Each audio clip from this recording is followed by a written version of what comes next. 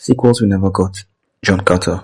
So any new sci-fi movie just seems to be another clone of Star Wars, Dune, or even Avatar.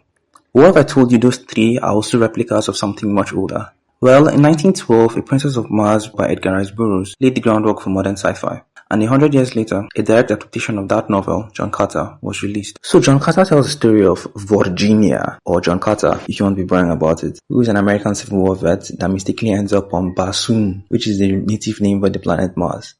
So while trying to find his way back home, he gets captured and he finds himself right in the middle of another civil war. But it's not bad for him, because he finds that lower gravity on Mars gives him super strength and agility. And while on his journeys, he makes a couple of allies, he gets his very own Martian dog, and even becomes friendly with the beautiful Martian princess, who is also a badass. So this is a classic Disney story, and it's not all bad for our guy. While trying to spoil as little as possible, I'll add that the movie ended with Carter embracing his role on Barsoom.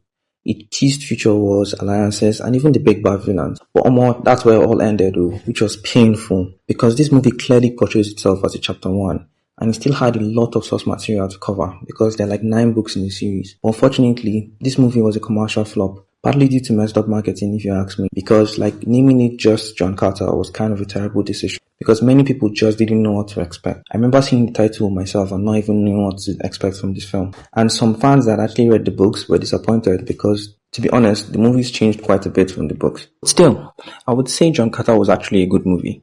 Most of the changes worked. It's just that the movie ultimately failed at getting audiences to care about a new world, which in my opinion is exactly what should have made it special. It was just another victim of great expectation, and it wasn't the last.